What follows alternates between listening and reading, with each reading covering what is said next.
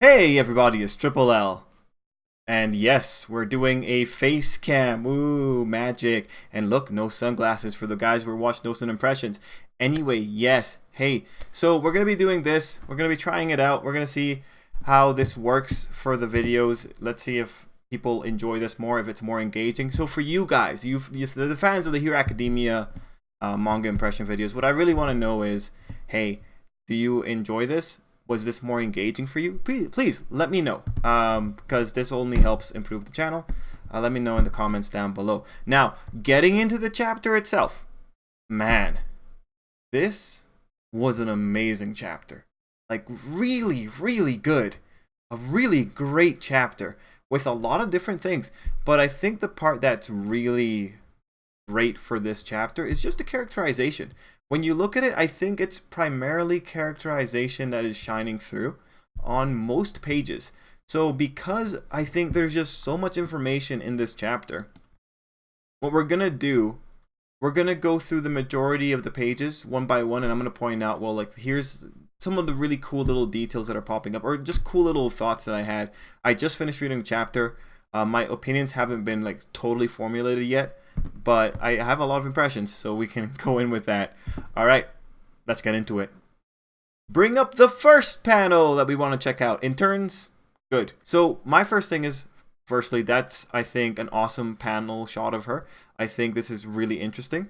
I like the art. I like the fetal position. The fetal position is a pose that, you know, conveys this sense of weakness, but also this sense of trying to become safer. You know, when someone goes into a fetal position, it's because there's that level of fear and you're trying to keep yourself together. So I like the art that was there. I like what's being implied there. Great, I'm already coming in with corrections. I just read the Jimeni's box and then the manga stream translation for this chapter, specifically for Toga's little bit there. Once again, I've gotten closer to you is what's on the manga stream chapter. It's really interesting when we have such different translations for the same scene. And for this one, I'm gonna have to say that the manga stream one makes more sense in context, because when you look at the page before this shot, it Toga's comparing like how beat up she is, and then it makes sense if she's saying that she's getting closer to either Stain or Izuku, like she's closer to those people who get beat up.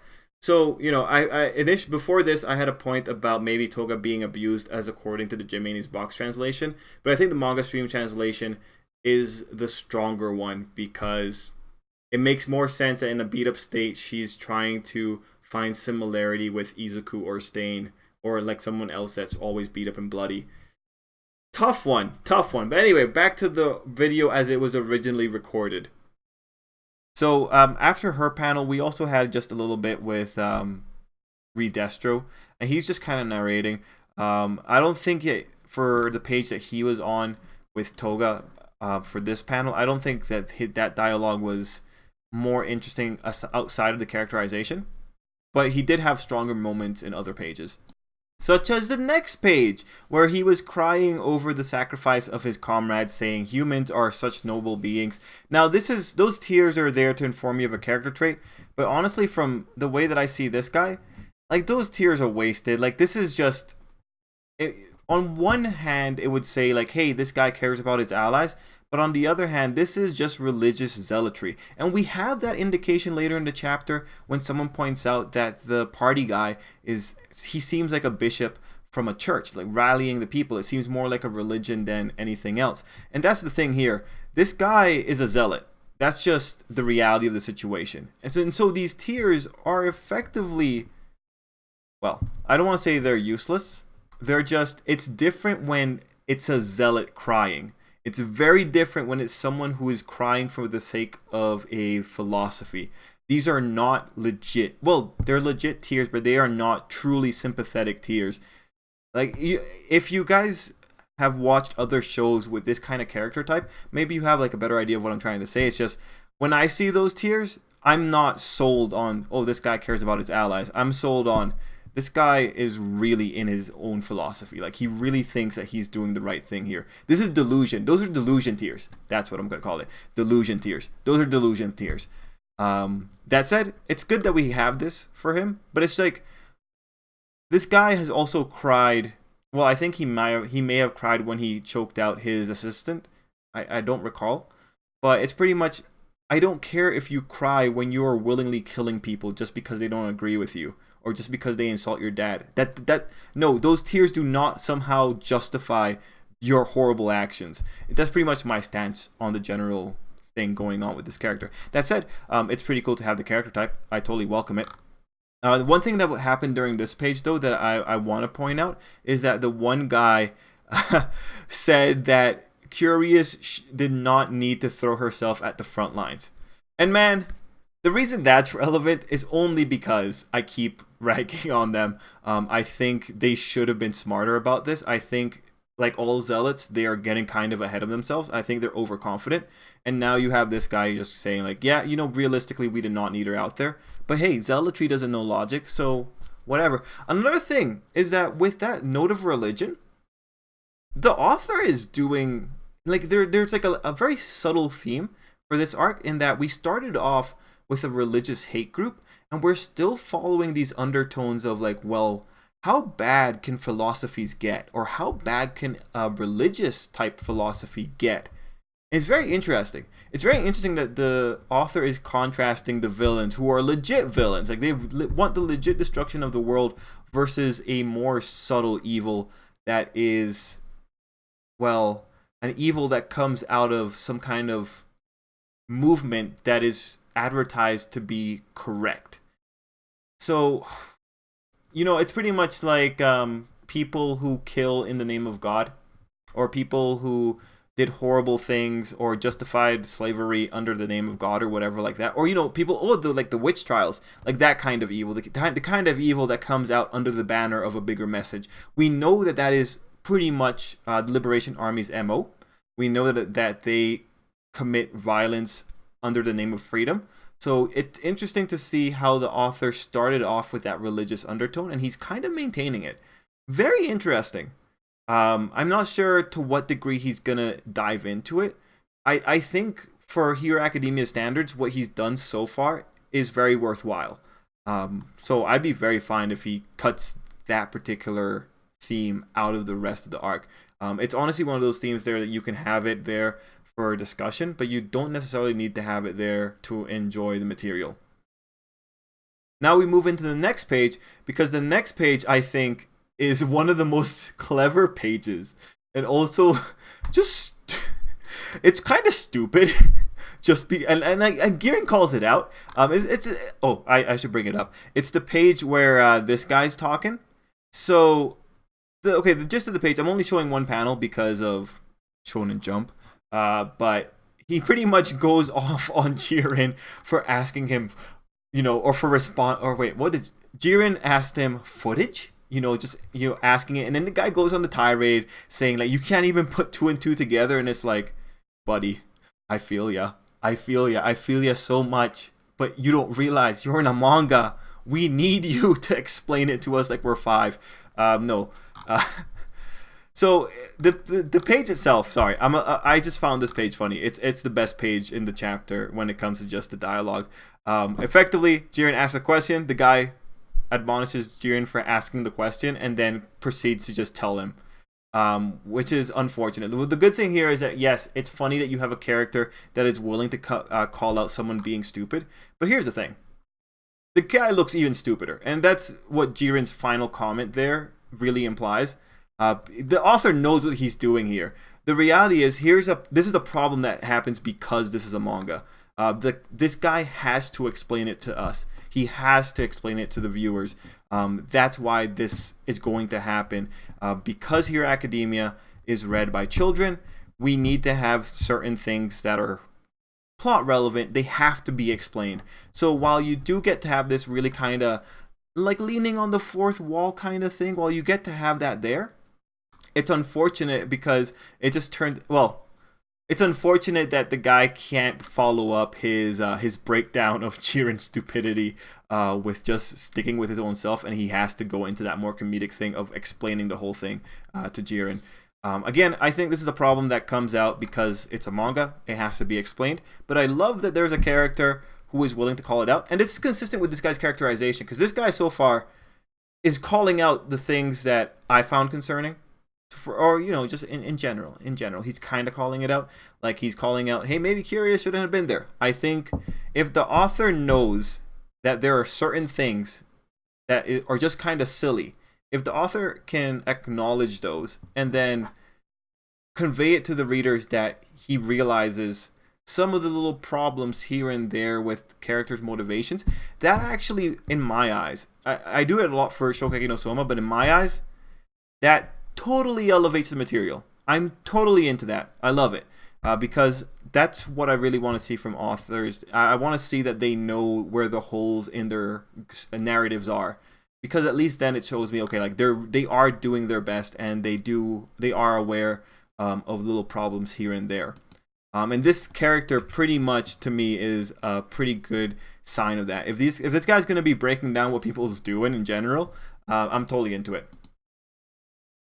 Okay, so after that part, we kind of head into a few pages that don't really matter for in terms of discussion, because it's just pretty much an update of the situation. Those pages just show us what the other villains are doing. You even have people updating the situation for themselves. For instance, you had Twice there, and he was trying to figure out where Toga's going. So those 2 or 3 pages after that point are pretty much just transition pages. And then the pages that follow after that are, well, scary pages. It's kind of scary how people get when they think they are doing the right thing. So again, zealotry. I think super, super intense zealotry. Heck, the part that is really just like the best part of all of this is that mob of people coming on top of Shigaraki. Look, man, that's a scary shot. Like, holy author, that's a good shot, man. Good for him. So that was very terrifying. And from there, we jump into the Shigaraki portion. And the Shigaraki portion is disturbing, and it is making things a little bit tragic. With the Shigaraki portion, we get to see his little sister. So if you recall back when we were looking at the Shigaraki flashbacks, I did point out, okay, there's a little girl there, that's most likely his sister. And from this, it does look like, hey, this is really sad. I think the saddest part of all of this that really touched me was the picture of Nana, because that's such a big indicator, man. This is a big problem. I do think legitimately All For One messed with Shigaraki so hard. This poor guy saying that he doesn't have, even though he doesn't have the memories, he has the emotions, and him wanting to stay in somewhere that's warm and tender. Like, it's funny. All Might made the joke that Shigaraki is a man-child, and that's pretty much what he is. Like, this guy kidnapped this guy, I think, constructed a situation where Shigaraki was going to have no choice but to be a monster, and then he stunted his development. That guy's the reason that Shigaraki is so messed up, and it's unfortunate. Yeah, man. That part was good. That part was really good. Now, the one thing that I want to say in regards to this last little bit on Shigaraki's flashback is something that Kana said in particular. And sorry if I'm not looking directly at camera, I'm also looking at the screen to read stuff for you guys. But she said a part where, even though Dad said all that, it'll be alright because I'll always be cheering you on, Tenko. So that's just kind of implying that there was some kind of tension in the household. Maybe it's implying that Dad badmouthed Nana, or maybe it's just him and the kid having a little bit of problems. If you look at Shigaraki's clothing in those shots, his clothes look a little bit damaged, they look kind of roughed up, but it's kind of hard to tell. It's one of those things, because when you look at their actual house, it looks like the house is okay, they're not living in a pigsty, but it's the real question is just how abused Shigaraki is in general, or he was in that situation. Okay, the next page is, I think, another very beautiful shot. And if it wasn't for the page that came after this, I would have thought that what happened was like Shigaraki's hand just kind of went through everyone and he touched everyone. But Spinner says it's something else. Spinner specifically tells us that his decay propagated through people that he didn't touch. So let's break this a little bit down because we have to use some information that we had from the previous page of Shigaraki saying what happens when he gets sleepy. So first off, we have to decide when Shigaraki says he's getting sleepy and that there's things that shouldn't be moving and there's sounds that he shouldn't be hearing. You know, what is he referring to? Is he referring to the picture that was distorting in front of him, or is he referring to the flashback? You know, from my interpretation, I would say he's maybe referring to the flashback. Like, I think the sounds that he's referring to are the sounds that he's getting from his memories instead of there being weird sounds in front of him. But it's getting kind of sketchy. The next big thing that we have to kind of also ask is Shigaraki's possible power upgrade here only possible when his brain is in a certain state? You know, so in other words, does the propagation actually work when Shigaraki's fully lucid? It's kind of hard to tell. The author is just kind of introducing it to us for the first time. But okay, you know, if we go in the line of thought that this is just when he is sleepy, you know, I think there's a lot of phenomena that can be tied here and can be used to play around with it. For instance, when you are on your for people in meditation circles, usually they'll say that the place between sleeping and wakefulness, like that the boundary right there is a place of magic, because that's usually where dreams or like the hallucination experience of a dream starts to like kind of creep in on yourself. Maybe like when you're drifting off to sleep, sometimes you might just catch like a really vivid image of something, but then you're still kind of awake and you notice it. So I wonder if that kind of state, because that's kind of entering what, alpha state or theta state for brainwaves. So I wonder if a brainwave state allows Shigaraki to use his quirk or makes his quirk more powerful. I wonder if that's what's going on here when it comes to Shigaraki. Now, it is totally possible that the whole sleepiness thing is only linked to the memories and the flashbacks. It's possible that that's just that. And then Shigaraki's power itself, that's its own independent development. That's totally possible. But now that we're talking about powers, and because you guys know I love talking about powers so much, I want to just address a few things in the PowerPoint here. Last video, I recall someone had compared Tokoyami to Toga in terms of, well, you know, is this really all that different from what Tokoyami did? And just to like reiterate it here, because this is going to be pretty interesting when we talk about the powers with how the villains are getting it. The thing with Tokoyami is that Tokoyami, when he uncovered the power of flying, that was using properties that Dark Shadow already had. For instance, Dark Shadow can float in the air as long as he's linked to Tokoyami. We always knew that. Dark Shadow can interact with physical matter, even though he's Shadow. We always knew that. So the idea that Dark Shadow takes the property of being able to interact with physical objects and takes the property of being able to float and then applies that to Tokoyami's body, that's an application of already existing properties. The difference with Toga is that Toga's properties are she ingests something and she turns into the person. Then she added in the new component of, well, she also ingests that person's DNA, she also interprets that person's quirk factor.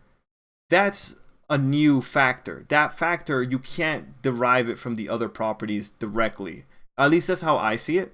When it comes to Shigaraki, this is interesting, because after Spinner's deduction or observation, what I'm thinking is anyone that's touching the destroyed person, well, I guess it's the question of like, what makes a single object a single object? Like, for instance, if you have 5 balls all together, does that technically make it a single object from the point of view of a quirk? I would say yes. I would say that's definitely the case for Shigaraki's power here. Oh my god, we are at 20 minutes. We gotta call this very quickly. So for this thing with Shigaraki's power propagating, I think I don't think it's as insane as Toga's upgrade, but it's still interesting. All that's changing here is the area of effect. And I think it's fine to say, well, everyone's touching the guy that got destroyed, so they're all, for the sake of the quirk, they're all the same object. I think that's very interesting. I don't think it's as different an evolution as Toga's.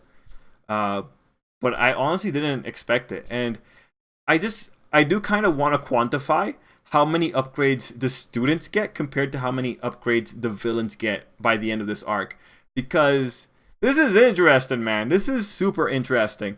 One thing I do want to say is that it seems like Shigaraki can't destroy that many people at one time because he barfed. So that was very interesting. But I don't know what to make of that. I don't know if the puking is because of the flashbacks or if it's actually because, well, he just dusted, what, 50 people? It's kind of hard to say. And then by the end of the chapter, it's Dabi versus an ice guy. So that's interesting thematically, because if we're talking about him being related to Todoroki, well, do you see the poetic justice in him fighting an ice guy? Are we going to dive into Dabi's backstory? I don't know. Maybe. One thing I do want to say is that when the guy jumped in, I have the picture up. There we go. The guy had giant ice hands, which is a pretty cool shot, not gonna lie. But I am interested. I think Dabi having to fight an ice guy is pretty much just the author saying, like, hey, take some more fuel as to why these guys could be related, because you're having him face something that might show up in his past. Very interested. It'll be interesting to see how the author wants to handle Dabi's development next week. So, my God. Overall, I think it was a great chapter. There was so much information. I think this is a very solid chapter of Hero Academia. I think I've thought this for a very long time. Actually, I've thought this since the Twice chapter. I think the Hero Academia author just does better with villains. I think that's when we can really see him really pull off some really amazing work, just because he's not held back by the necessities of being a good person, right? Like the villains don't care. The villains can tackle whatever moral issue they want because they have more tools in their arsenal to actually be able to talk with and interpret these issues. So I'm all for having more of the villains. That said, we started this arc with me wanting that, or hoping that this was going to be a villain only arc, and that's what we got, and I am so happy with that. I think this is a really great move, and I'd be totally okay watching a series. If the author ever wants to do like a villainous series, I would totally be okay with just reading whatever villainous stories like he wants to make, because he's really good at making this thing pretty interesting and compelling. Anyway, guys, that's it for me. Thanks for watching, and until next time, I hope you have an absolutely great day, and I hope you make it through your day. I hope this video also was nice for you, and I hope you also enjoyed all of this. Let me know if you want me to go back to just the images on the screen, or if you would like this to be a fixture. Anyway, till next time, have a great day.